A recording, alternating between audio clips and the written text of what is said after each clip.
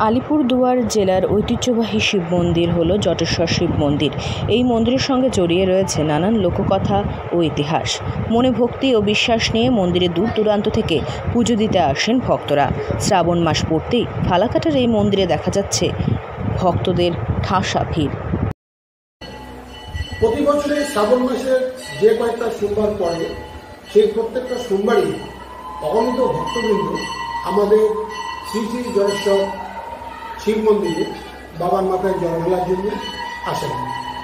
শুধু আশেপাশের ভক্তই নয়, আজকে যেমন সকাল থেকে দেখা গেল এখানে বীরপাড়ার কাছাকাছি তাসাটি ধরে বীরপাড়া এবং একটা গাড়ি নিয়ে চলে আসলেন। আমার সাথে যেটা কথা হলো, ওনারা শিলিগুড়ি থেকে এসছেন।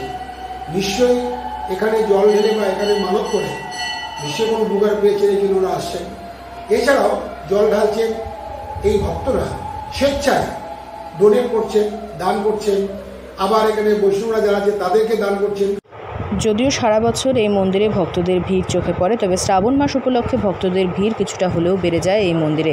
শ্রাবণ মাসে সোমবার সকাল থেকে মন্দিরে দ্বিগুণ ভিড় দেখা যায়। জানা গিয়েছে এই পুণ্যতিথিতে সকলে দেবাদিদেব মহাদেবের পূজা অর্চনা করে থাকেন।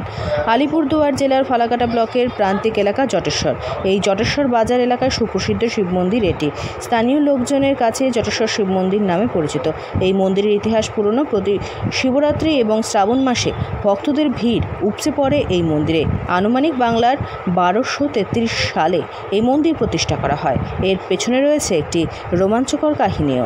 এই কাহিনীর শুরুতেই বলতে হয় জটেশ্বর দক্ষিণে অবস্থিত কাঁঠালবাড়ি গ্রাম। বর্তমানে গ্রামটি কাঁঠালবাড়ি গ্রাম নামেই পরিচিত। জটেশ্বর পূর্ব দিকে গ্রামটির নাম হেদায়তনগর। এই হেদায়তনগর গ্রামের জোরদার ছিলেন বেদেং ধনী। তার সময়েই এক আশ্চর্য ঘটনা ঘটে। তারপর গ্রামবাসীদের সহযোগিতায় মন্দির গড়ে ওঠে। ভক্তবৃন্দদের বিশ্বাস, এই মন্দিরে কিছু মানত করলে তা মেলে। মন্দির কমিটির পক্ষ থেকে জানা গিয়েছে শ্রাবণ মাসে যাতে ভক্তদের কোনো রকম অসুবিধার মধ্যে না পড়তে হয় তার জন্য ভলেন্টিয়ার নিয়োগ করা হয়েছে। ভক্তরা যাতে সুষ্ঠুভাবে পুজো দিতে পারেন তার জন্যই এই উদ্যোগ। আলিপুরদুয়ার থেকে অনন্যা দের রিপোর্ট, লোকাল 18 বাংলা।